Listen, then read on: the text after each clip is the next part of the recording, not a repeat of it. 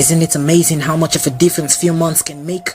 A world once buzzing with life, communities bubbling with joy, the sound of lively children kicking after leather balls across the streets, railway stations stocked with passengers, airports buzzing with the noise of landing and departing planes, fast bikes swerving across the narrow lanes, the chattering noises from the neighborhood schools. A young man leans to the wall and chats with his muse. Happy streets, once without any rules, now left deserted, abandoned like rooms, never inhabited by living beings. The chattering noise is gradually fading away from the schools, train stations and communities too.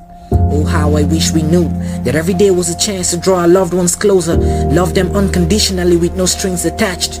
Right now we are tasting what it feels like to be helpless, what it feels like to want to hold the hands of your neighbor and laugh but can't.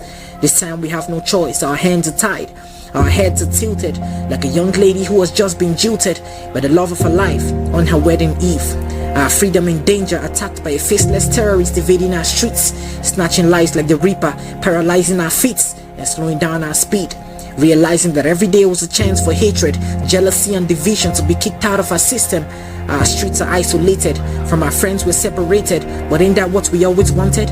We created this walls with our very own hands, built these barriers and barricades that separate our hearts. During the brightest of days we fail to love our neighbors. In our minds we harbored selfishness, hate promoting personal interests. Classism, racism and religion separate us. We build tall fences separating one from another. Like a young vibrant teenager with a mental disorder, we set our streets ablaze with this thought of resentment we harbor against each other. Watch our neighbors burn without feeling an ounce of pain. In the midst of temptation, denounce our God for temporary gain. We take spring for granted but complain for lack of rain. Now our hearts are bleeding, economies declining, graveyards overcrowded. Maybe this is all that we ever wanted, but I hope and pray that it's not. So let's just look up to God and hope and pray that it stops. There is hope for us all even in the midst of the storm. For at the end of eternal lies the hope of salvation.